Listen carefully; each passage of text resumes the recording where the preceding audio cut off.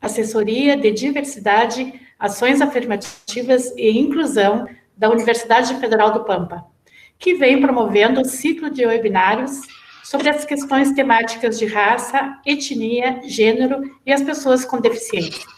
Sejam todos bem-vindos. O tema de hoje é a realidade das relações étnico-raciais na educação. Trata-se da importância de refletir e dialogar sobre as práticas pedagógicas, a qualidade dos trabalhos realizados nos ambientes educacionais e qual o comprometimento das instituições do nível superior com a formação de professores e de...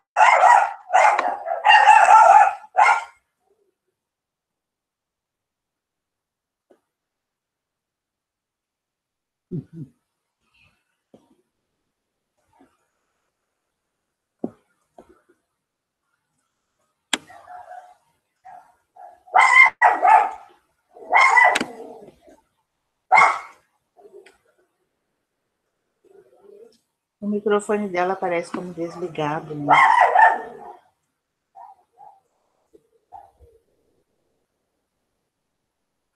Sou eu que não estou ouvindo? Não, eu acho que o problema é que o cachorro está interferindo no som. Não, mas aqui o som da Elenara não estou...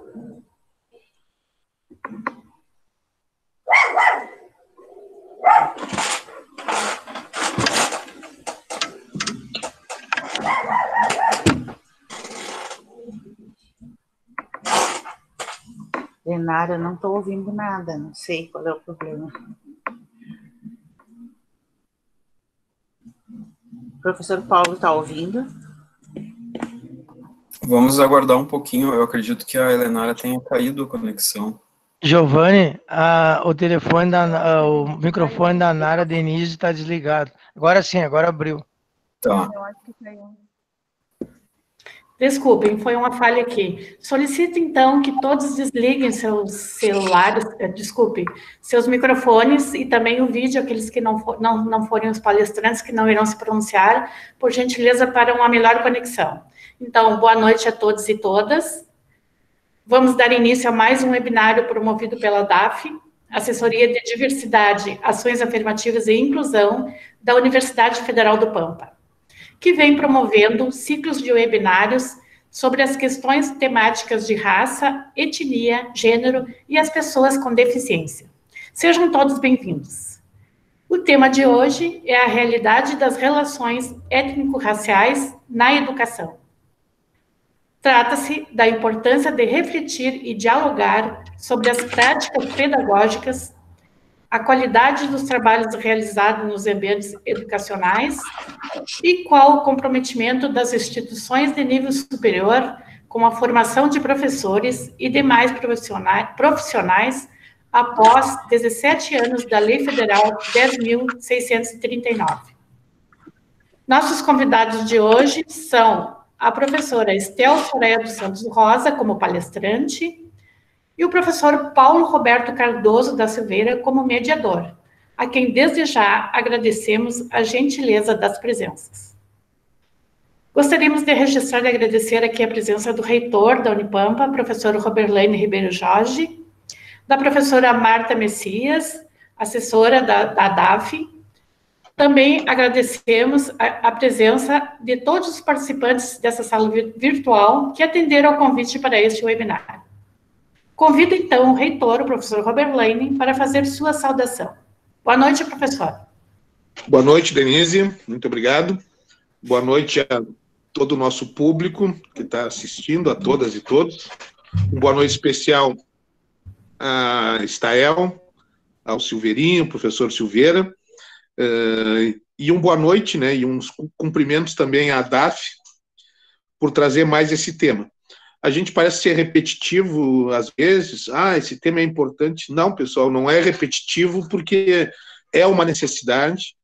Hoje mesmo nós passamos o dia inteiro no Consune, faz pouco que terminou o Consune, o Conselho Universitário, e a inclusão é uma pauta. E quando se fala em inclusão, no sentido mais amplo da palavra, A educação, as relações étnico-raciais, a boa convivência entre os diferentes, que basicamente é isso que vai ser discutido hoje, é isso que a ADAF, é isso que nós nos propomos, a boa convivência, a convivência harmônica dos diferentes. E essas diferenças são os que nos constituem como seres humanos, como seres viventes desse planeta. Então, é muito rico, é muito importante trazer essas diferenças para que a gente possa compreender melhor o outro e, digo mais, para nos compreendermos, para nos conhecermos melhor. Porque é um momento que se discute a nossa ancestralidade e muita gente não reconhece isso. Só uma pequena passagem que eu vou falar rapidamente, antes de passar a palavra, de devolver. Ontem eu participei de um evento e eu relatei um fato que ocorreu, que vocês devem ter visto nas redes sociais, um debate de cineastas em Porto Alegre, uma live, e dentre os vários cineastas gaúchos em Porto Alegre, tinha uma negra, uma preta. E lá pelas tantas, uma das cineastas, né, branca, estavam discutindo sobre o tipo de trabalho dela, por que ela segue aquela linha.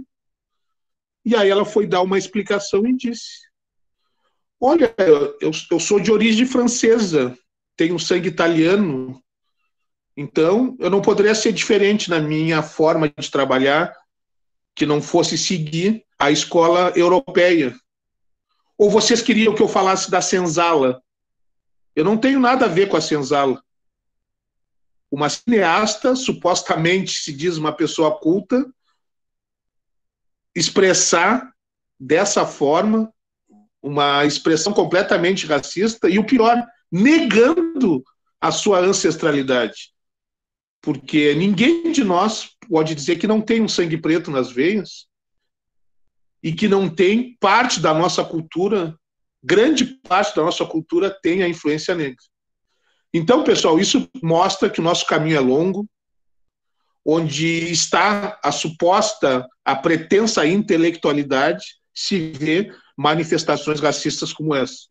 Então, eu fico muito feliz enquanto no meio universitário a gente propõe esse tipo de debate, porque não é fácil, pessoal, não é fácil a gente ver essas manifestações em todos os lados, e na elite ainda choca mais, porque, como eu falei, como se considera uma elite cultural, imagina que tenha uma cabeça mais aberta, que seja mais receptiva, e infelizmente não. Então, desculpe se eu me estendi, mas eu queria fazer essa fala porque é importante, é um fato recente e que me chocou muito e eu queria compartilhar com vocês. Muito obrigado, que tenhamos um ótimo evento. Estael, seja muito bem-vinda. Silveirinha, que tenha uma boa condução e com certeza será com toda a tua experiência. Uma boa noite, colegas. Obrigado, Denise, passo a palavra para ti novamente. Obrigada, professora Roberlene. Algumas orientações, então. A dinâmica que adotaremos será de perguntas que poderão ser enviadas através do chat e respondidas após as explanações. Este webinar está sendo gravado e ficará disponível no canal do YouTube da ADAF. Passo, então, a fazer a apresentação de nossa convidada e convidado. A palestrante, professora Estel Soraya dos Santos Rosa, é especialista em História e Cultura Africana, Afro-Brasileira e Indígena pela Unipampa. Fundadora e integrante do Movimento Negro de Uruguaiana. Integrante do GT de elaboração do Plano Municipal de Saúde da População Negra de Uruguaiana.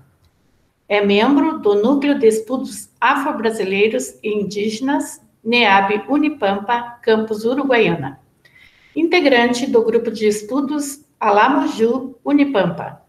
Coordenadora do Fórum Permanente de Promoção da Igualdade Racial de Uruguaiana. O mediador, professor Paulo Roberto Cardoso da Silveira, possui doutorado pelo Programa Interdisciplinar em Ciências Humanas da Universidade Federal de Santa Catarina. Atualmente é professor da Universidade Federal do Pampa, campus Itaqui, onde atua nos cursos de Agronomia, Nutrição, Engenharia de Agrimensura e no Bacharelado Interdisciplinar em Ciência e Tecnologia. É professor orientador do curso de especialização em História e Cultura Africana, Afro-Brasileira e Indígena da Unipampa, onde ministra os componentes de Sociologia das Relações Étnico-Raciais e Seminário e Práticas de Pesquisa. Coordena o Núcleo de Estudos Afro-Brasileiro e Indígena da Unipampa, campus de Itaqui, e participa do Núcleo de Estudos e Extensão sobre Religião de Matriz Africana, a Alamuju.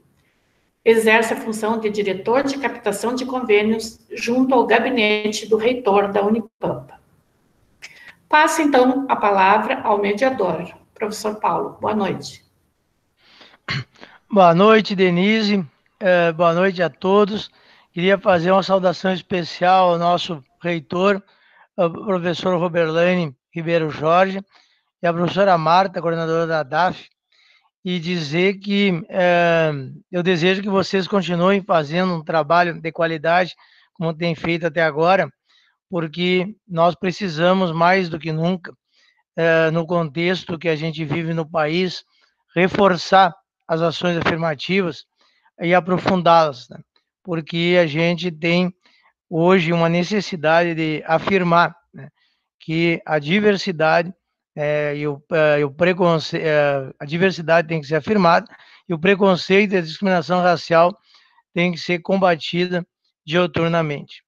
Eu agradeço o convite para estar aqui hoje, né, eu como coordenador do Núcleo de Estudos Brasileiros e Indígenas de Itaqui, um dos 9 NEABs que a gente tem na Unipampa, e é um prazer para discutir uma temática que eu também tenho trabalhado nos últimos anos, com uma grande amiga, a professora Estael Santos, né, com a qual temos desenvolvido várias ações em conjunto.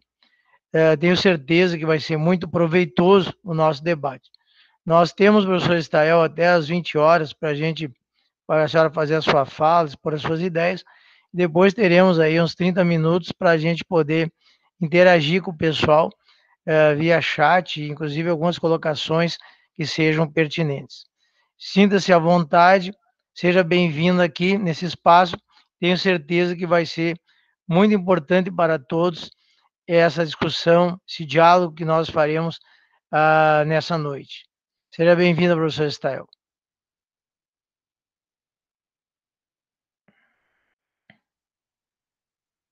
Tem que ligar o microfone, Estael. Não ligou. Empolguei aqui, me esqueci. Então, boa noite a todos, todas que nos acompanham nesse momento.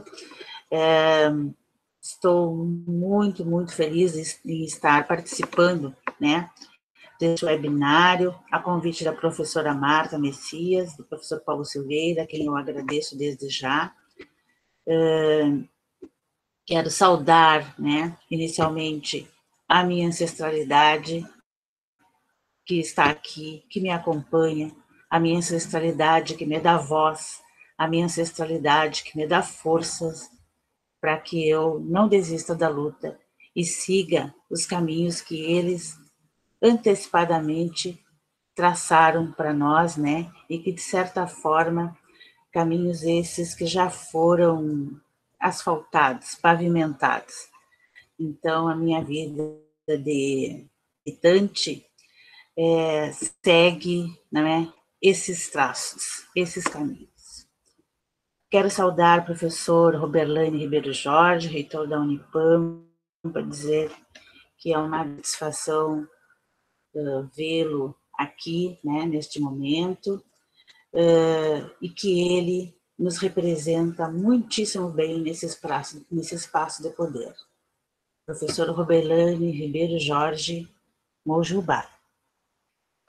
Agradecer à professora Marta, como eu disse, ao professor Silveira, mas, acima de tudo, dizer que esses dois profissionais, esses dois amigos, professora Marta e professor Silveira, são, acima de tudo, grandes contribuidores para os movimentos sociais e para todas as ações que são realizadas em Uruguaiana, referentes ao movimento social negro, a propostas, a projetos, né? São incentivadores, são provocadores, são propulsores, né, de todos aqueles que o cercam, né, e contribuem muito para cada um dos acadêmicos, dos alunos, dos amigos que dividem com eles, né, esses espaços aqui. Professora Marta, fundadora do primeiro NEAB da Unipampa, NEAB esse que foi e é de fundamental importância para os movimentos sociais aqui em Uruguaiana. Eu milito já há 30 e poucos anos nos movimentos sociais e digo com a maior tranquilidade que o NEAB de Uruguaiana é um divisor de águas, o NEAB da Unipampa, aqui de Uruguaiana, né? É um divisor de águas aqui, em relação aos movimentos sociais e às contribuições que ele passa a trazer para a negritude, para os debates, para as questões da negritude no nosso município. Então, esses dois guerreiros, grandes guerreiros, né, muito contribuem com a gente e com a negritude aqui em Uruguaiana. Professora Marta, professor Paulo Silveira, Mojubá. Eu preparei antecipadamente, e aqui vou trazer para vocês uma fala que eu não queria que fosse longa, né? Mas é difícil tratar de educação para as relações étnico-raciais, sem abordar algumas questões históricas também, né? Mas preparei um texto para que eu seja objetiva, para que não fuja, não é? As minhas ideias, e aí depois, então, a gente conversa, né? Se houver algum problema aí, professor Paulo Silveira, por favor, me comunique, tá? Eu vou colocar meu texto aqui, vou acompanhar, e depois, então, a gente aguarda as perguntas. Quero dizer que, para mim, como militante do movimento social negro desde 1988, né, sempre trabalhando as questões referentes à educação, porque professora sou, né, nessa minha militância sempre busquei trazer as questões as questões étnico-raciais para a educação, né. Foi uma caminhada longa, uma caminhada como autodidata, né? E nesse sentido, a professora Marta e o professor Silveira também têm uma grande contribuição, porque eles foram grandes incentivadores para que eu participasse da especialização da História Cultural Afro-Indígena na Unipampa, né? E aí, então, deixou de ser um conhecimento apenas como autodidata, como pesquisadora livre, né? E nessa caminhada como educadora e militante do movimento social negro, sempre que discutíamos, né, vejam, em 1988, a representatividade que o povo negro tinha nos diferentes espaços era mínima, né? Além daqueles estereótipos já conhecidos por todos nós. Então, sempre que se falava nas questões educacionais, referente também às questões étnico-raciais, a gente trazia, né, a seguinte questão e a seguinte resposta, né, como resolver as questões de racismo e preconceito. E isto sempre nos leva a uma única resposta, né, através da educação. E então educarmos para as relações étnico-raciais, né, significa desencadear aprendizagens e ensinos que possam efetivar a participação dos povos subalternos como cidadãos em diferentes espaços. Todos nós temos conhecimento que os fatos históricos, até bem pouco trabalhados nas escolas, eram e são contados, né, com apenas um viés, com apenas um ponto de vista, né? E essa versão contada até nós sempre nos trouxe, sempre nos deixou lacunas, carências muito sérias, muito graves em relação à história do povo negro no nosso país. É importante, então, a gente entender, né, o fenômeno das desigualdades raciais na educação e os mecanismos escolares de discriminação existentes que contribuíram para a manutenção de negros e negras desse país numa posição de subserviência, de povo explorado, de mão de obra barata, que dificilmente tem acesso a bens de consumo e dos direitos mais básicos. A educação é uma delas. A desigualdade educacional é um dos fatores que, por exemplo, contribui muito para a diferença salarial entre brancos e negros. Essa diferença salarial é de 55% entre brancos e negros. Isso é um dado que está, né, no IPEA. E o povo preto trazido da África tem sua história, sua cultura desenvolvidas nesse contexto, né, de colonização, de dominação, em contexto de escravidão, de racismo, de desigualdade social e racial. E a educação, é óbvio, né? A educação contribuiu e contribui muito, ou para que a gente permaneça no lugar em que está, ou para que a gente avance, né? Aquela máxima que temos de que educação é um dos principais mecanismos de transformação de um povo, né? Ela é verdadeira, mas também sabemos que ela tem sido mecanismo de reprodução das desigualdades, contribuindo, né, para que essas desigualdades se perpetuem. Para a gente conhecer as políticas, né, que envolveram educação para as relações étnico-raciais, é necessário a gente conhecer e entender como que se construiu esse processo de ensinar e aprender no nosso país, desde que o Brasil foi descoberto, né? Vejam, por exemplo, que a primeira legislação do nosso país, né, a primeira Constituição no Brasil Império, 1824, lá já constava, por exemplo, né, a instrução primária é gratuita para todos os cidadãos. Porém, dentro desses cidadãos, né, estava excluído o cidadão negro, escravo, escravizado.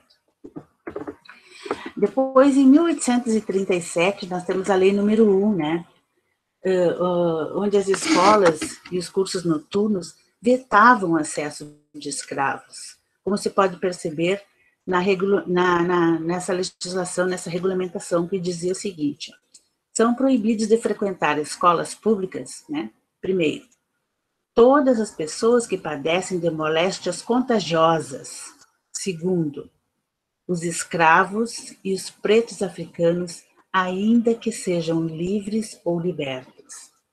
Isso estava na Lei número 1, né, em 1837. Aí depois disso nós temos um decreto do município da Corte, né, Rio de Janeiro, o decreto 1331, de 17 de fevereiro de 1854. Lá também fazia referência, né, a isso.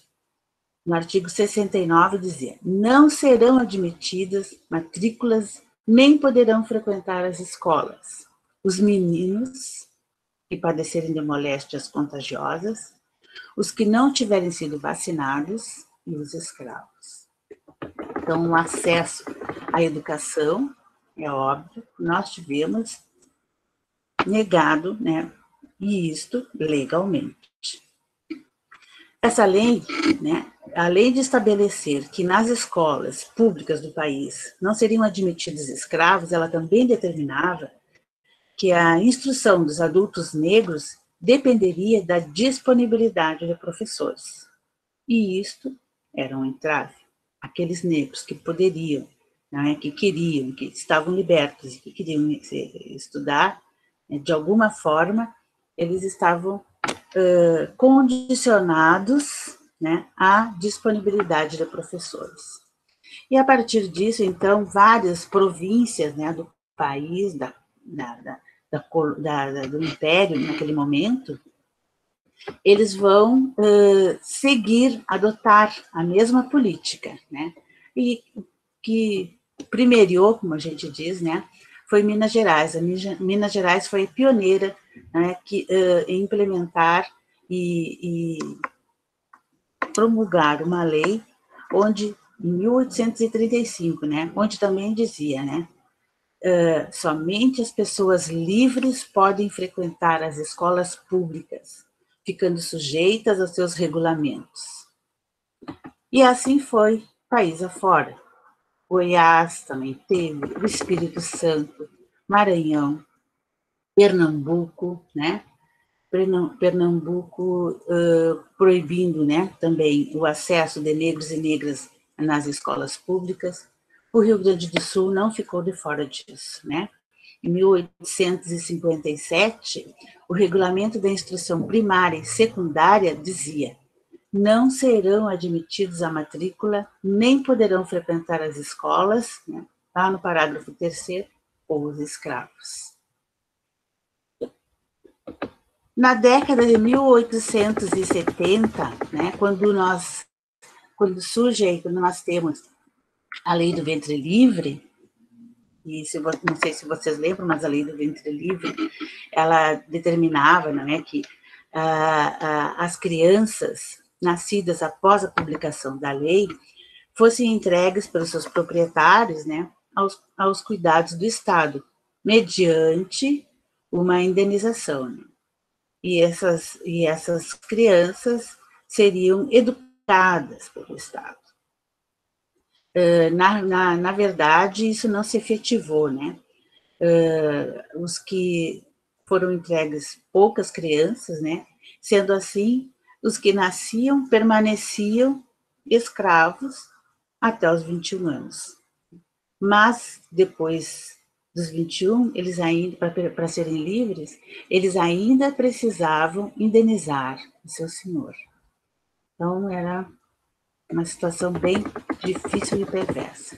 Pois bem, nesta década de 1870, lá em 1878, né, nós vamos ter um decreto número 7.031, né? Esse decreto criava os cursos noturnos para adultos nas escolas públicas de instrução primária do primeiro grau do sexo masculino no município da Corte. Lá no artigo 5º, ele diz o seguinte: nos cursos noturnos poderão matricular-se em qualquer tempo todas as pessoas do sexo masculino, livres ou libertos, maiores de 14 anos, onde a matrícula deve constar declarações de naturalidade, filiação, profissão, residência dos matriculados. Vejam que nós temos aí, não é? A lei das questões raciais, que eram um impeditivo para que se frequentassem as escolas noturnas. Nós também observamos a questão de gênero, né? As escolas, elas eram liberadas, vamos assim dizer, para os meninos, para os homens, né? No artigo 6º dessa legislação diz assim: não serão admitidos à matrícula pessoas que não tiverem sido vacinadas e que padecerem de moléstias contagiosas.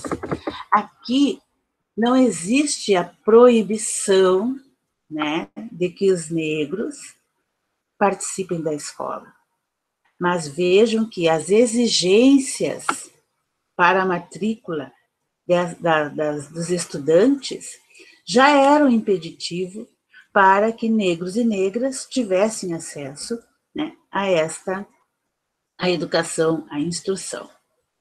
Então, essa lei ela estabelecia que os negros só poderiam estudar no período noturno, né? Porém, apesar daqueles critérios ali que exigidos pela matrícula, né, havia uma série de estratégias montadas para que essas pessoas realmente não participassem da escola. Uma das estratégias, por exemplo, era que os negros eles não podiam andar na rua à noite, né? Eles só poderiam andar na rua à noite caso eles tivessem um documento, né, uma permissão por escrito para isso. Então, vários impeditivos levando cada vez mais, né, essas pessoas, esse povo, para a marginalidade e para fora da escola. Aí nós temos mais tarde a abolição da escravatura. E a força política e a elite, né, lá em 1888, providenciaram várias instruções visando normatizar, regulamentar o ensino público brasileiro. Surge, nesse momento, a reforma de Benjamin Constant, o Decreto Nacional 981, né, de 1890, e ele vai estabelecer a introdução da disciplina de moral e cívica, né? E isso numa nítida tentativa de normatizar a conduta moral da sociedade após a libertação dos escravos, porque era impossível, né, conviver com negros e negros no mesmo local. Então, era necessário, precisava-se criar uma série de regras e normas sociais, né, de boa convivência. A educação moral e cívica serviu para isso. Mais tarde, então, com a República, surgem as primeiras oportunidades concretas de educação escolar e também de ascensão da população negra, né, quando surge, então, quando vem o desenvolvimento industrial, lá no final do século XIX, né, e vai impulsionar o ensino popular e o ensino profissionalizante. Nesse contexto, pretos e pardos que obtiveram sucesso, né, e conseguiram, de alguma forma, entrar na escola, concluir, permanecer na escola, eles passam, então, a formar uma nova classe social independente, intelectualizada. Porém, o projeto da escola republicana não incorporou as questões étnico-raciais, né? Ela não vai emancipar a população negra, muito pelo contrário, né? Ela vai continuar exercendo sobre essas pessoas, não é, o poder de dominação e controle. A escola passa a ser um espaço social importante para isso, né? Para dominar, para controlar o povo cuja história, cuja cultura, desenvolvidas no contexto de colonização, de dominação, não é? E de desigualdade social e racial. E sendo assim, a gente, tomando conhecimento, né, dessas questões todas, referente à educação escolar, a gente passa a entender quais foram as possibilidades que nós, povo preto, né, tivemos no âmbito educacional. Não é muito difícil a gente concluir, né, que o racismo fez parte, e ainda faz parte, de todos os projetos e processos educacionais, visando, né, a continuidade desse sistema opressor que se perpetua. As variadas formas como os sujeitos pretos, né, vão aparecer, pretos e pardos, vão aparecer ou não nas legislações de ensino, refletem o lugar desses grupos na sociedade. Então, se nós estivermos à margem da educação escolar, né, é óbvio que nós estivemos à margem dessa sociedade. Existe um texto muito bom, muito interessante, um artigo, Desigualdades Educacionais, né, a população negra e a educação de jovens e adultos. É da Joana Célia dos Passos, está aí, né, na internet. É um texto muito interessante, que é válido, né, que é importante a gente ler para ter conhecimento desse processo todo aí, para a gente poder entender. Né? Somente com a Constituição de 1988, então, né, os afrodescendentes encontrarão os caminhos abertos para a ampliação da cidadania através da educação, onde sempre tiveram extrema dificuldade de acesso e permanência.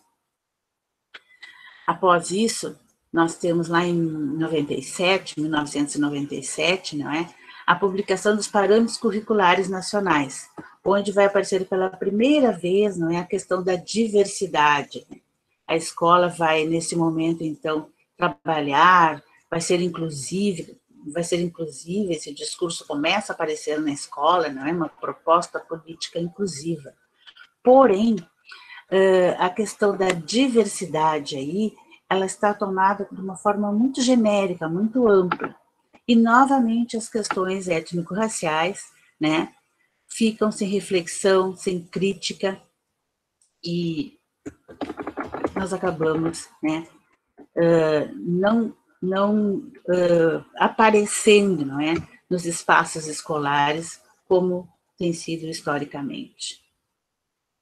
Mais adiante, nós teremos, então, bem mais adiante, bem mais à frente, né, nós teremos, então, a eleição do primeiro presidente trabalhador do nosso país, né, o presidente Luiz Inácio Lula da Silva, quando reconhece as disparidades entre brancos e negros na nossa sociedade, e ele vai assumir, então, o compromisso de eliminar essas desigualdades e vai passar a intervir positivamente, né, buscando redefinir o papel do Estado como propulsor de transformações sociais.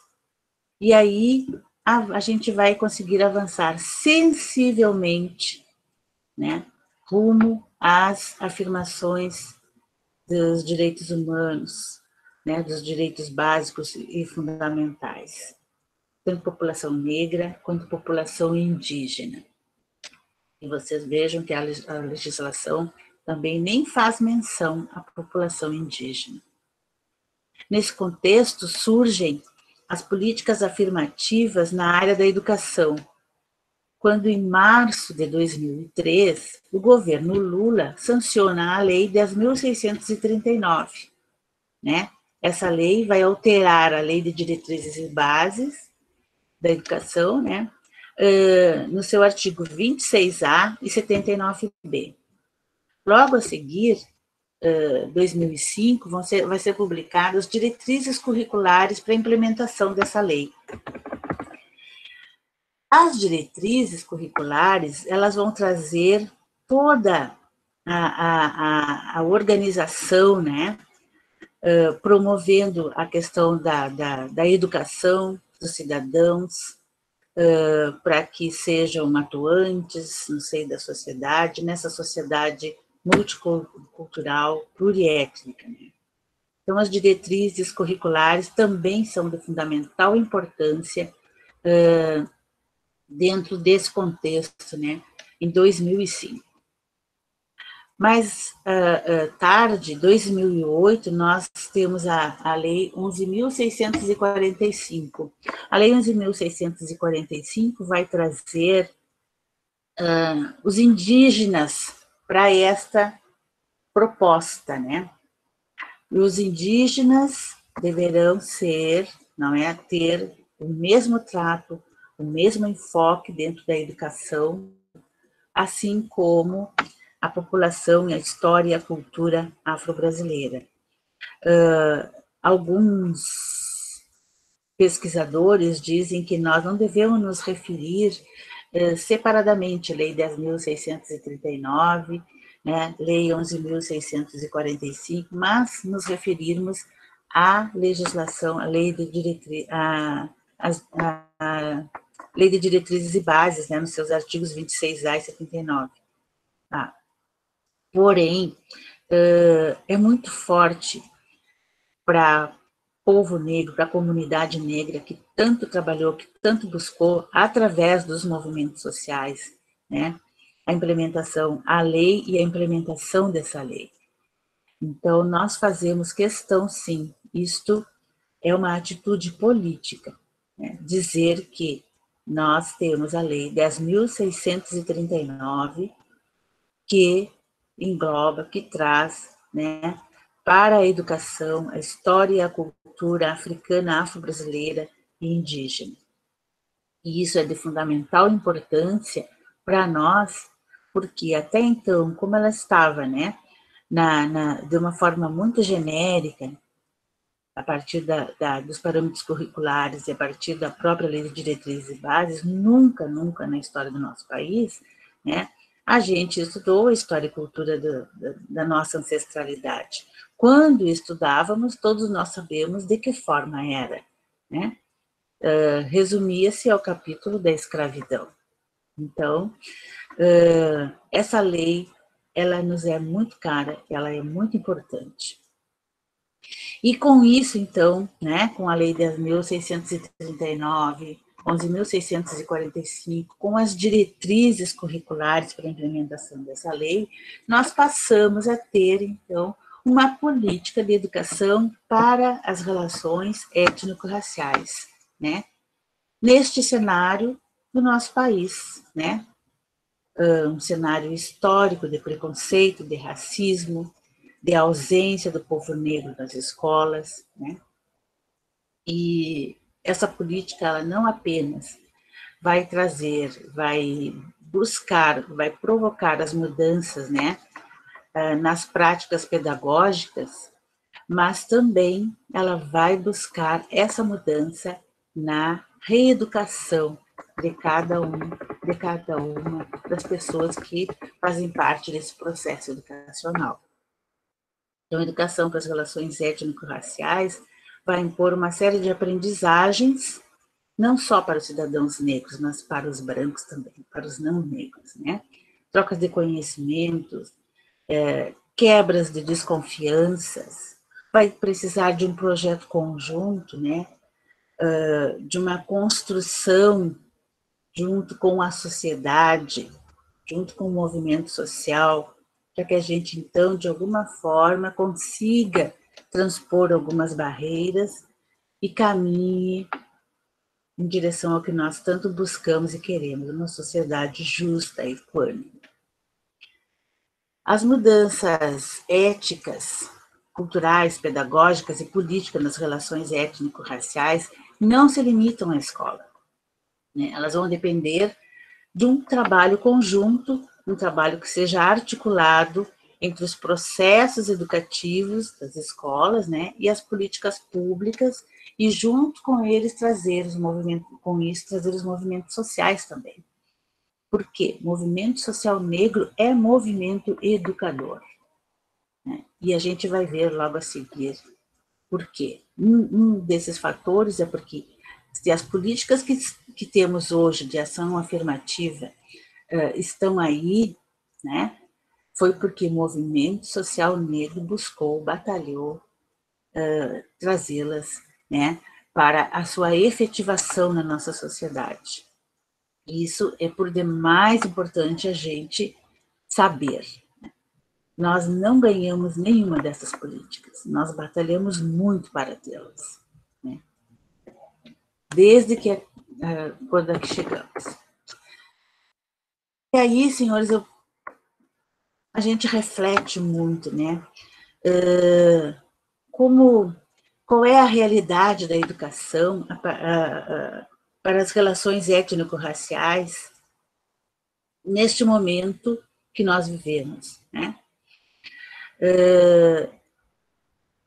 As escolas, vocês percebem, quem tem filho, quem tem sobrinhos, quem está na escola, que percebe de trabalhos, de debates, né, que trazem relações étnico-raciais, nos diferentes níveis escolares, nos diferentes espaços escolares e modalidades também.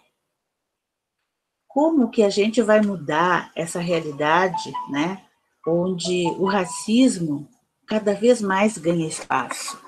Isso nós vivemos, né, diariamente, e a mídia nos traz muito isso.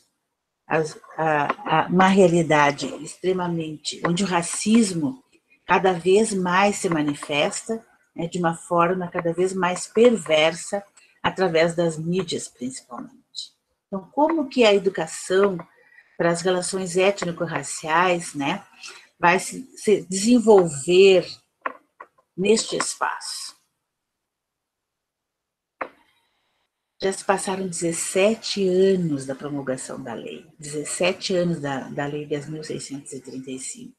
Já se passaram 15 anos das diretrizes nacionais para a educação das relações étnico-raciais.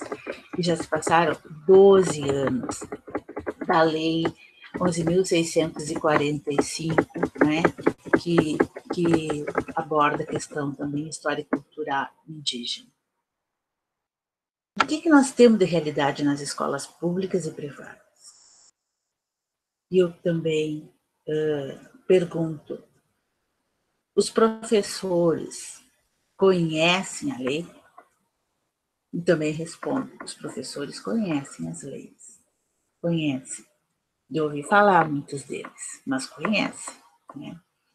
Mas esse silêncio dos professores nas suas práticas pedagógicas, né, não é apenas desconhecimento, não é um silêncio de descaso, é um silêncio do racismo estrutural que atravessa séculos no nosso país.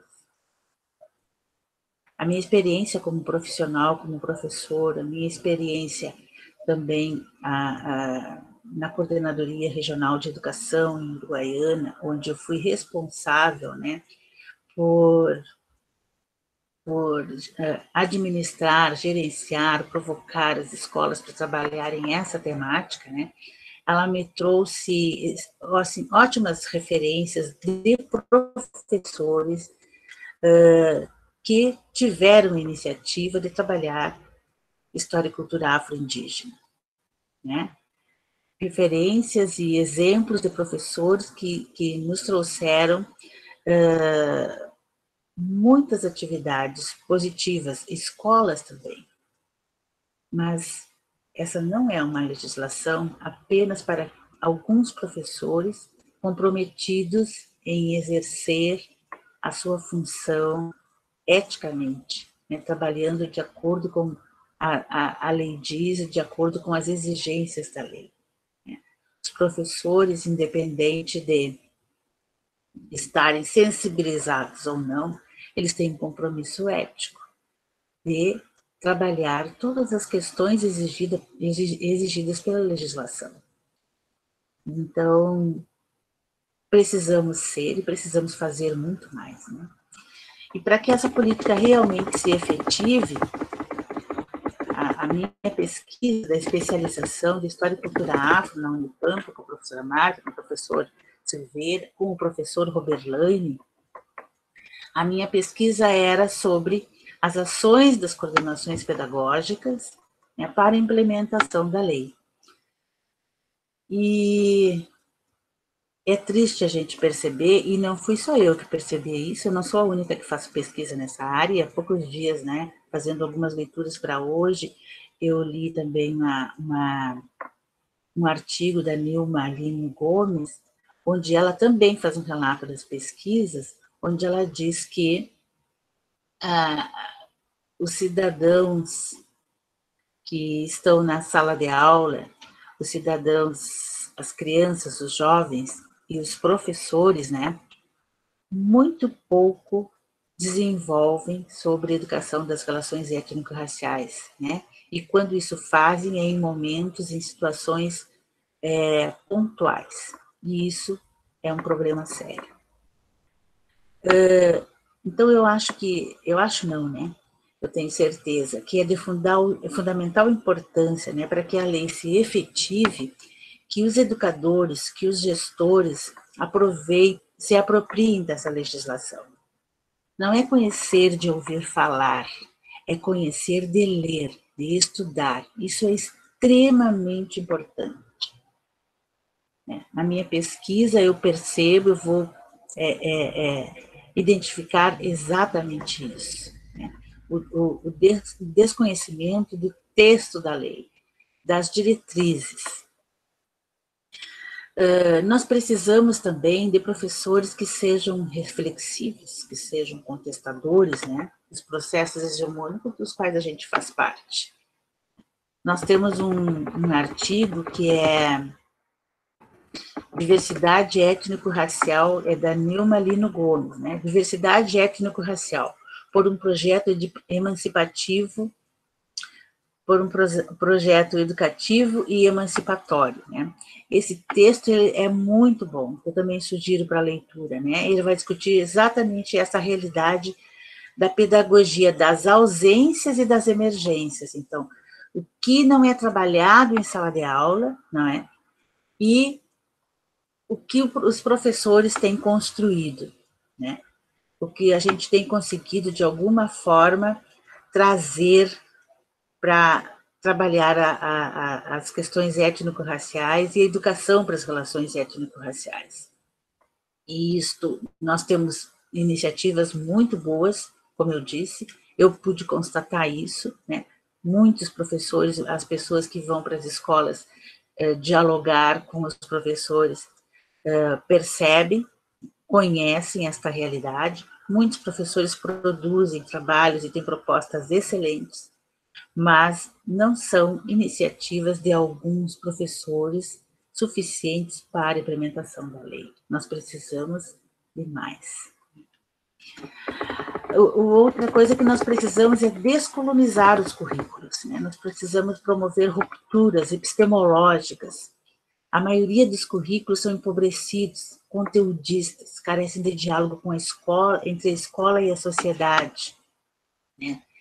Os conteúdos de formação docente, então, né, infelizmente, eles ainda mantêm uma estrutura curricular de caráter disciplinar, gradeada, né, fechada, e isto é um sério problema para os professores que vão atuar depois na escola. Em seguida, a gente vai falar sobre a universidade, né, e a função, né, das universidades na formação dos professores.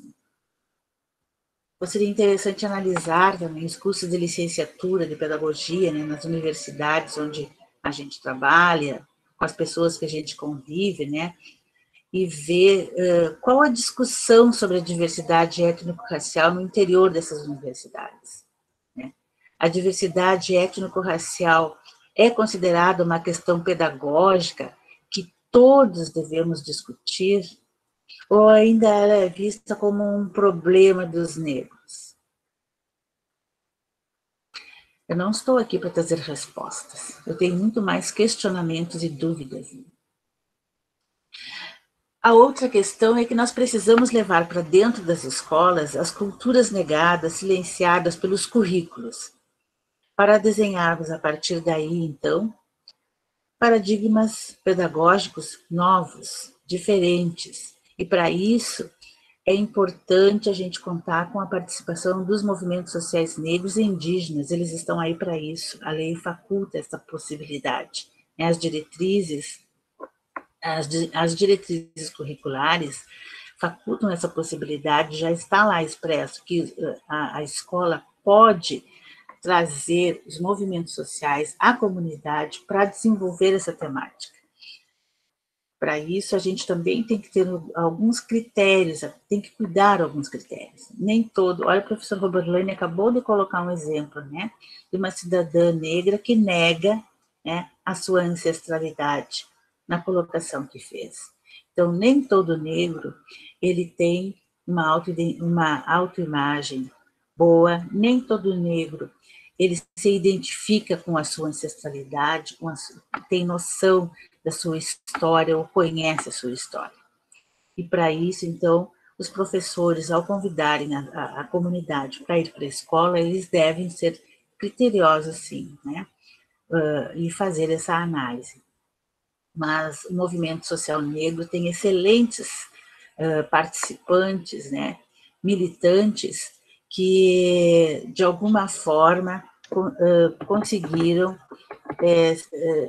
avançar na sua caminhada e estão preparados, e nos seus conhecimentos, né, estão muito bem preparados para ir até escolas e conversar com professores e alunos, né? Prof, É 5 minutos. também que... Oi. Tá 5 certo. minutos já. Já vou concluir. Estou concluindo. É importante, então, levar aliás, é importante que a coordenação pedagógica das escolas sejam atuantes, né? Que elas sejam problematizadoras, que elas sejam desestabilizadoras, promotoras de formação continuada dentro da escola para os professores. Se não for assim, as coisas vão continuar do jeito que estão. Também é importante o comprometimento do sistema estadual, municipal, particular, o privado, né? Eles precisam também contribuir, devem contribuir. A legislação também traz isso, né?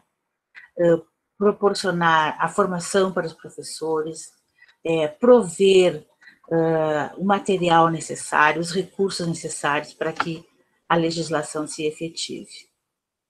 Que a gente observa na vida real das pessoas, das escolas, né, passados esses 17 anos de promulgação da lei, né, é que existe uma inconstância muito grande na qualidade do trabalho, na implementação da educação para as relações étnico-raciais, né, que nós precisamos de práticas interdisciplinares que sejam articuladas entre a escola, o sistema de ensino, a comunidade, que nós precisamos de que essas práticas elas sejam continuadas e que não transmitam, né, ainda aquelas concepções estereotipadas e racistas sobre os negros, sobre a África, sobre os afro-brasileiros, porque isto ainda acontece, e isto é um problema sério, né? E eu considero de fundamental importância também uma coerência dos educadores, dos professores, em relação à diversidade. Então, se eu vou trabalhar a diversidade étnico-racial, eu também tenho que trabalhar, que conhecer, que respeitar as demais diversidades, a de gênero, né? Nós temos que trabalhar as diferenças e conhecer e respeitar as diferenças sociais, porque de nada adianta nós construirmos todo um trabalho envolvendo as questões étnico-raciais, né, de respeito, de conhecer a história, e aí, no momento seguinte, eu já estou desrespeitando os demais cidadãos, ou porque são pobres, ou porque são, né, LGBT, e este é um problema também muito sério que a gente enfrenta nas escolas públicas e particulares. Então, deve haver uma coerência entre o que o professor, as teorias, né, levadas pelos professores e a realidade. A questão da formação dos professores, mais especificamente, eu também gostaria de trazer aqui, sobre as universidades, né, sobre a formação inicial dos professores. A Lei de Diretrizes e Bases, as diretrizes curriculares, elas vão trazer lá no parágrafo 1º, no parágrafo 1º do artigo, não tem aqui o artigo, ela vai trazer o seguinte: a instituição de ensino superior incluirão nos conteúdos de disciplinas e atividades curriculares, nos cursos que ministram, a educação das relações étnico-raciais, né? Bem como o tratamento de questões temáticas que dizem respeito aos afrodescendentes. As universidades devem incluir educação para as relações étnico-raciais nos currículos dos seus cursos, né? A gente sabe que isso acontece e que é uma opção dos estudantes, dos acadêmicos, né? Mas a gente tem que ir além neste trabalho. Eu conversei com a professora Marta sobre isso, né? A Unipampa tem um memorando e, de alguma forma, orienta, né? Para que este trabalho seja, que este conteúdo seja trabalhado nas universidades. Finalmente, eu quero dizer que educação para a diversidade, para as relações étnico-raciais, pode ser sim, um dos caminhos para a construção de subjetividades mais democráticas, né? Que nos desafia a realizar mudanças epistemológicas, que nos desafia a mudanças nos currículos, nos cursos de licenciatura, nas pedagogias, né? Numa perspectiva pedagógica. As culturas dos povos subalternos, eles dispõem, aliás, não dispõem, né, de espaços de poder, eles não estão nos espaços de poder. Essas culturas subalternas, elas continuam silenciadas, estereotipadas, deformadas, né, e anuladas, porque as pessoas temem as suas possibilidades de reação. Nós estamos vivendo uma realidade atualmente, né? E todos nós sabemos muito bem da nossa realidade, quanto ela tem sido dura, cada vez mais dura e difícil para o povo negro. Em nossa caminhada histórica, a gente tem sido resistência sempre, sido resistência às mais diferentes formas de opressão e negação. Nós aprendemos a reagir de acordo com a situação que nós vivemos. Nós lançamos mãos de diferentes estratégias coletivas, individuais, nós nos articulamos em rede, nós tocamos tambores, nós vamos para as mídias, nós chamamos os nossos deuses, nós fazemos tudo o que é necessário, porque racistas não passarão.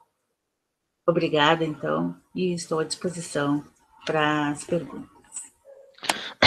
Muito obrigado, professor Estael. Uma brilhante exposição, muito bem fundamentada e provavelmente para muitos que estão aqui seja interessante, porque tem vários aspectos aí que muitas vezes não são colocados. Aqui no chat tem algumas perguntas e tem duas que eu queria lhe fazer de início, porque elas são relacionadas. A pergunta do professor Sérgio Metti: como posso, como educador de um curso de engenharia, colaborar com essas propostas? Então, como é que num curso de engenharia, na universidade, que é bacharelado, não é licenciatura, mas que a gente também deve fazer educação para as relações étnico-raciais, como que a gente poderia trabalhar? E tem uma outra colocação que é muito interessante, que é tem um comentário da Cris Ellen Siqueira, que ela fala que é importante também o debate de gênero e raça nas exatas, ou seja, não só nas engenharias, realmente. Mas a senhora já falou da questão das outras diversidades. E a pergunta da Isabel Espíndola, que ela diz assim como o racismo, a educação étnico-racial estaria na estrutura escolar. Então, são duas questões importantes, né? Uma em relação à universidade e outra em relação ao trabalho nas escolas.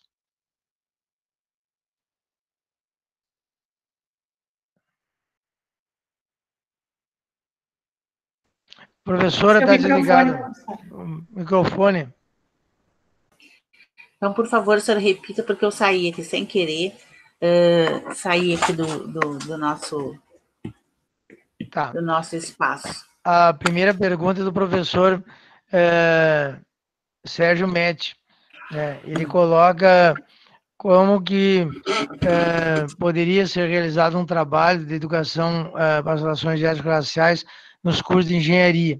Como que ele poderia colaborar com o professor trabalhando no curso de engenharia. E tem uma outra pergunta da Isabel Espíndola, que é em relação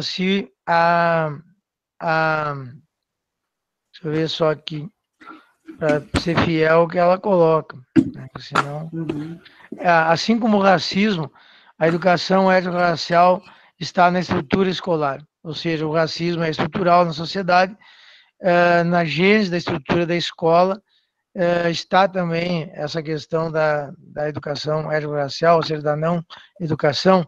Como é que a senhora vê essas duas questões? Bom, em relação ao que o professor, como é o nome do professor das engenharias? Sérgio Metti. Do professor Sérgio coloca, né? eu acredito que o povo africano, ele trouxe para cá inúmeros conhecimentos, né? E nós, muito bem, na história, vamos poder acompanhar e ver os diferentes conhecimentos trazidos pelos povos africanos e diferentes tecnologias, né?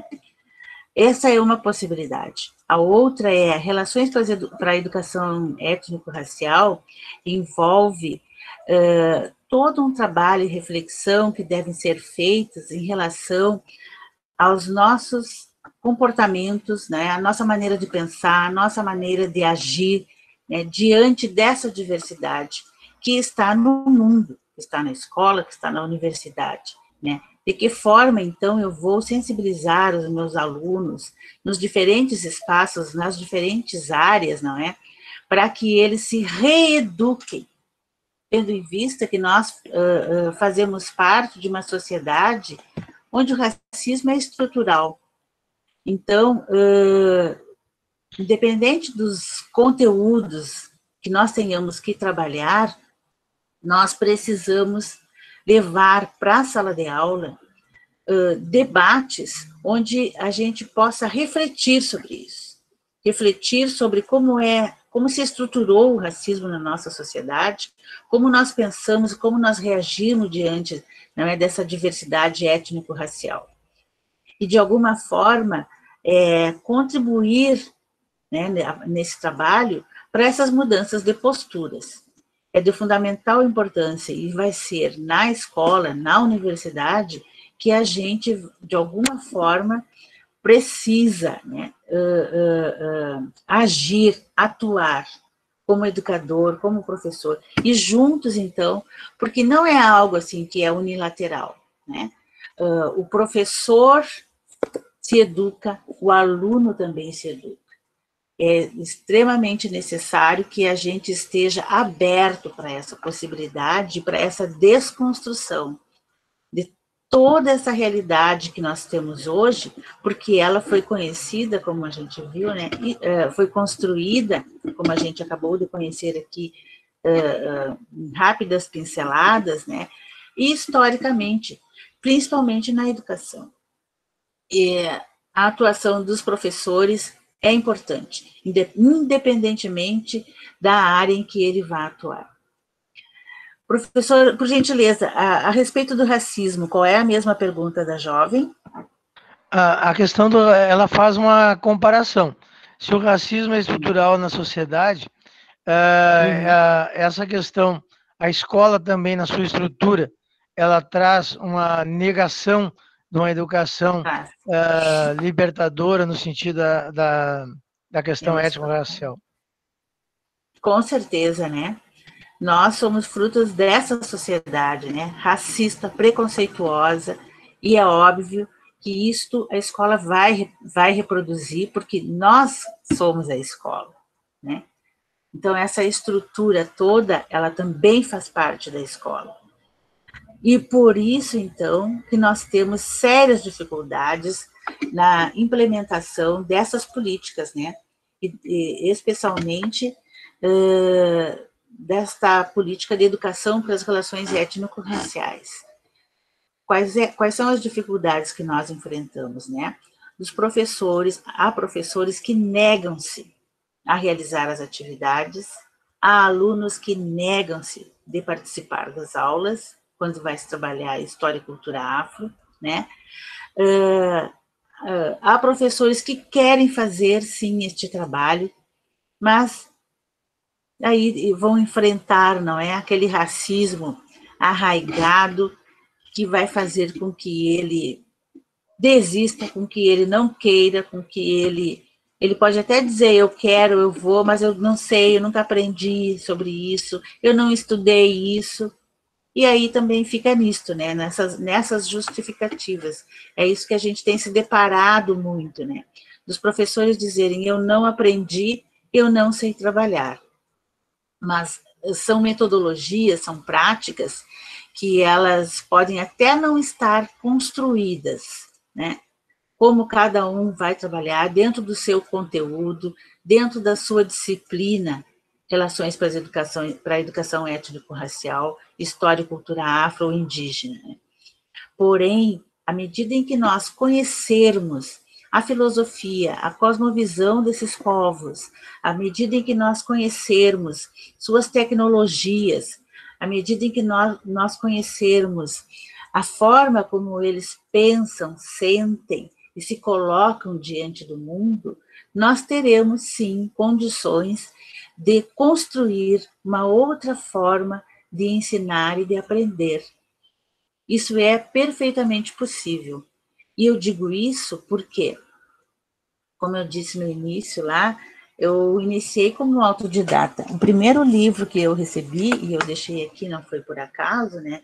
O primeiro livro que eu recebi lá no início do movimento social negro foi este aqui, Superando o Racismo na Escola, onde o professor Kabengele Munanga é o organizador, né? Quando eu li este livro, eu imediatamente comecei a me colocar nesta posição de mudança, de buscar, né, metodologias novas para trabalhar a minha disciplina e os meus conteúdos. Então, o racismo faz parte, sim, ele é estrutural, né, faz parte da escola, ele está arraigado dentro de cada um de nós, mas nós precisamos romper, né, com esta possibilidade não, né? Nós precisamos romper com esta negação que nós temos, dizendo que, não, nós vivemos um país que todo mundo é igual, porque a gente também ouve muito isso. Todo mundo é igual, todos têm os mesmos direitos, aqui não tem disso, a gente trata todo mundo igual, e não é assim, gente, não é. Nós sabemos que não, nós precisamos ter um posicionamento de tratar das questões abertamente em sala de aula, de nos posicionarmos, de não silenciarmos e de trazermos, sim, conteúdos que enfrentem essa dificuldade nossa, né, e que, de alguma forma, vão quebrar com esta visão estruturada há centenas de anos na nossa maneira de ser e pensar. Precisamos atuar como professores ativamente, diariamente, porque o racismo ele não dá trégua, né? E nós não podemos nos descuidar, até porque, como educadores, a gente tem esse compromisso. A próxima questão. Professora, tem 2 comentários e uma pergunta em relação à questão na universidade. A nossa amiga Cladeir, que a senhora conhece, ela faz um comentário que quando ela fazia um curso de serviço social EAD, ela era tratada com preconceito pela tutora. E quando ela exigia um tratamento igual, a tutora ainda chamava ela de ignorante e dizia que não havia discriminação. E a Juliane coloca que na década de 90, né, não havia essa discussão do racismo na educação, dentro da educação, e por isso o racismo acabava ficando oculto, né, e sendo automaticamente reforçado. E no mesmo sentido, o André Fontana faz uma pergunta muito importante, ele diz assim, as cotas étnicas de acesso ao universo acadêmico contribuíram para minimizar os efeitos do racismo? Nesse sentido, seria uma forma de, no presente, reduzir os efeitos negativos da escravidão no passado? Uma pergunta muito pertinente, né, em relação às políticas de ação afirmativa. Se elas reduziram... Com certeza, professor. Se elas reduziram o quê? O efeito do racismo. Se elas contribuem para minimizar o efeito do racismo. As cotas contribuíram, eu em seguida retomo as questões colocadas lá pelas nossas companheiras ali. As cotas, é óbvio, elas contribuíram muito no sentido de que nós passamos a exercer o nosso poder de cidadão, né, de adentrarmos os diferentes espaços que nós temos direito. Passamos a ter acesso ao que antes não tínhamos, que era acesso à educação, à instrução. Nesta convivência, essa convivência sempre foi conflituosa. Na universidade, ela não vai deixar de ser, né? Muito pelo contrário. Eu acredito que o acirramento aí das questões, né, do racismo, ele é mais, não posso dizer mais forte, né, mas é mais gritante, assim, porque as pessoas lá, sim, manifestam-se, né, desta forma. Não diminui o racismo, mas, de alguma forma, abre a possibilidade de nós convivermos com os diferentes e dentro desses espaços, por isso que quando o professor ali coloca sobre nas engenharias, né, é possível trabalhar as relações para a educação étnico-racial, sim, é possível e devemos, né, justamente por isso, porque quando nós estamos em espaço, num espaço convivendo com os diferentes, nós precisamos, sim, aprender a conhecer, né, a realidade de cada um, a história de cada um. E quando nós conhecemos cada um daqueles que estão, não é, junto conosco, num mesmo espaço, conhecemos a história deles, e de alguma forma também enfrentamos os problemas, né, neste convívio, nós nos reeducamos, nós aprendemos. É um trabalho difícil?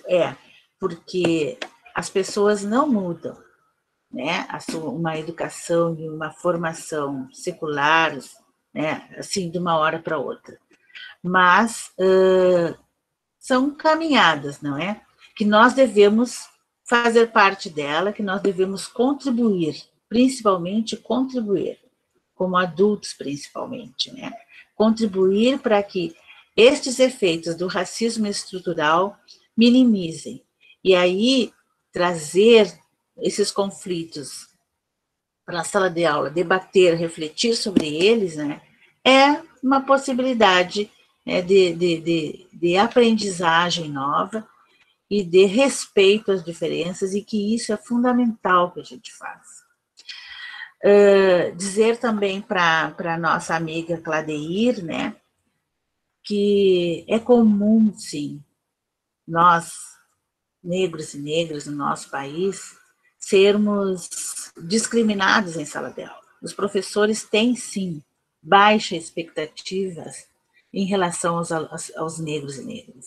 Tem, eles não esperam que sejam inteligentes, eles não esperam que nós galguemos espaços, não é, e instâncias cada vez maiores, né, na área da educação. Quando a gente consegue isso, como ele conseguiu, né? Meu Deus, ele é inteligente. Como é inteligente? E é comum ainda, em pleno século XXI, os professores reagirem desta forma, né? E até de uma forma, como tu mesma colocaste, né, muito dolorida, insultando, menosprezando os alunos que estão em sala de aula. Ainda existe isso. E a gente ouve muito sobre isso. Essas histórias chegam muito a nós. A tua, Cladeira, uma delas, né? E a outra questão, professor, eu não anotei. Não, é no mesmo sentido. É no mesmo sentido. É apenas um comentário de uma das nossas participantes, se não me engano é Juliane, e que ela disse que no ensino fundamental e médio, nos anos 90, ela disse que nunca observou a discussão do racismo em sala de aula e que isso somente reforçava essa estrutura discriminatória. Era mais ou menos... A grande vantagem, né, nossa, nessa contemporaneidade, é que nós agora falamos abertamente. Porque até bem pouco atrás, e a menina está dizendo na década de 90, né, isso não é muito tempo, nós não discutíamos isso em sala de aula. Então, nós sofríamos o racismo e nos calávamos. O professor via que havia racismo, que havia preconceito, discriminação, e se calava. E se ele era racista, pior, né? Então, é muito recente o fato de nós convivermos com essas diferenças e trabalharmos isso em sala de aula. Hoje, os jovens, eles não se calam diante de uma situação de preconceito e racismo que vivem. Não se calam. Eu acredito que a possibilidade, não é? A abertura para nas diferentes mídias para a informação tem trazido isso. E também, por que não dizer, a sala de aula tem proporcionado isso, sim, os professores que em algum momento, né, trazem essas temáticas para a sala de aula, os alunos vão trazer suas histórias de preconceito racial sofridos na escola. É comum isso acontecer, né? Quando nós vamos nas escolas fazer palestras, a gente com frequência ouve os relatos dos alunos. Então, trazer isso para a sala de aula é novo, né? É um debate novo, é um debate que nem todos queremos fazer, porque isso implica em assumirmos o que somos, e é muito doloroso para alguém assumir-se racista, né? Ele ouvir sobre racismo e se dar conta o que eu sou, né? É isso. Eu discrimino, eu sou racista. Ou então é muito difícil para os negros também, que sempre são identificados com tudo que há de negativo, é muito difícil para muitos assumirem-se negros. Então, este debate é muito dolorido para todos os lados, né? Mas é importante que se diga que ele é necessário. Eu queria trazer uma questão que eu esqueci de falar ali na hora do texto, de comentar, né, na verdade, era referente à participação do movimento social negro nas escolas. Ela é de fundamental importância, mas o que os educadores, as coordenações pedagógicas também devem ficar atentos é de que esta participação do movimento social negro nas escolas, ela não deve ser apenas na Semana da Consciência Negra. E outra coisa, o movimento social negro não deve desenvolver, não tem o compromisso de desenvolver todas as tarefas e atividades que o professor quer desenvolver. O professor tem que se apropriar desses conhecimentos. O professor tem que buscar essas informações. E ele pode, sim, para isso, chamar as pessoas do movimento social, né, para que elas contribuam com a sua construção a respeito das metodologias, a respeito das temáticas que ele quer desenvolver na sala de aula. Mas não ir lá levar o movimento social para que ele execute a sua tarefa, porque isso acontece muito. E a gente sabe que isso acontece. Muito bom. Isso aí, muito bom, porque essa é uma questão importante. Eu queria só fazer um comentário, né? Primeiro, aproveitando que muitas pessoas aqui presentes, eu nunca tive a oportunidade de interagir, eu gostaria de contribuir dizendo que uma instituição é algo que no passado se definiu como válido ou como correto, né? Então, quando a gente fala a escola, a igreja, a família é uma instituição, a gente esquece que instituição é algo que num determinado momento histórico se definiu como correto e como aceito num determinado grupo e que passa de geração para geração. E todas as instituições, elas têm em sua gênese, em sua construção, instrumentos que a conservam, que a mantêm. E a escola não é diferente. Então, a escola ela usa esses mecanismos de conservação, né, para impedir, né, que as mudanças ocorram. A gente trabalha com formação de professores desde 2009 e percebe claramente isso, que os professores, eles são, muitas vezes, tolhidos, inclusive, de fazer um trabalho diferenciado. Quando o professor quer fazer um trabalho diferenciado, ele ainda é tolhido pela escola, porque a escola tem uma cultura inercial, que não favorece a diferença. E aí eu queria completar dizendo que a professora Estela colocou agora há pouco uma questão fundamental, eu queria só chamar a atenção, né, que é a pedagogia da diferença, né? Na verdade, se a gente não tratar os diferentes como diferentes, a gente tentar tratar os diferentes como iguais, a gente vai estar reforçando o racismo e a discriminação. E isso serve para a questão étnico-racial, serve para a questão de gênero, serve para a questão de orientação sexual, qualquer outra diferença que nós estiver falando. Por quê? Porque se as pessoas são diferentes em sua história, elas precisam ser respeitadas nessa diferença. E as diferenças têm que ser colocadas na sala de aula, no professor. E aí eu vou fazer uma ponte com a questão que o professor Sérgio colocou lá no início, que é a questão de como a gente trabalha na engenharia, nas exatas e tal. No meu ponto de vista, é claro que não dá para aprofundar isso aqui, mas no outro momento a gente pode fazer, a pedagogia, o princípio pedagógico é o mesmo. É exatamente isso que eu acabei de falar. É ressaltar que as diferenças existem, que elas devem ser compreendidas, valorizadas e não serem tratadas como intolerância. E, obviamente, que, para concluir aqui na questão do negro no Brasil, ele, se não fosse atribuído a ele vários aspectos ou atributos de inferioridade, a sociedade não o trataria como inferior. Mas instituíram historicamente a ideia de que o negro é inferior, e isso está no imaginário social que a sociedade faz questão de manter. Então, eu queria agradecer ao professor Stael, dizer que foi muito boa a sua abordagem, muito tranquila, muitos aspectos, e queria deixar a senhora à vontade para colocar, fazer mais uma colocação final para nós aí, nesse momento tão importante. Quero aqui também aproveitar para fazer justiça, né? E dizer que nunca as universidades debateram e aprenderam tanto sobre as desigualdades raciais, né, professor? A luta política, nossa luta política, ela está contribuindo muito para a mudança das epistemologias na universidade, está contribuindo muito para que se tomem novos rumos, para que se tenham novas pesquisas, né, conhecimentos científicos sobre o povo negro, sobre nossas maneiras de ser, de viver, sobre nossa história, né, sobre a realidade.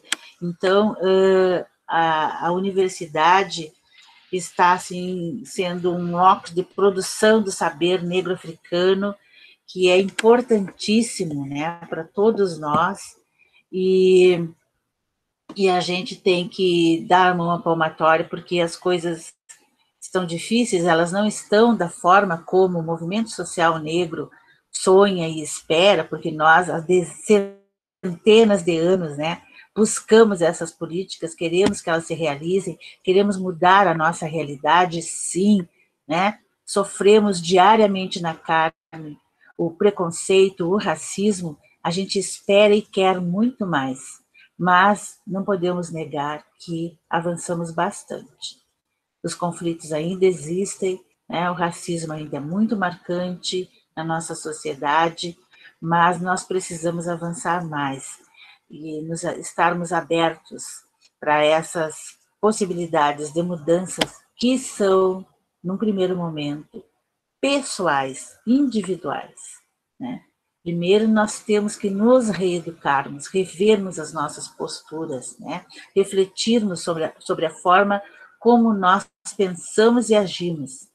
O que nós reproduzimos no nosso comportamento, na nossa maneira de ser e pensar, o que nós reproduzimos na escola de estereótipo e de preconceito, não apenas sobre os negros.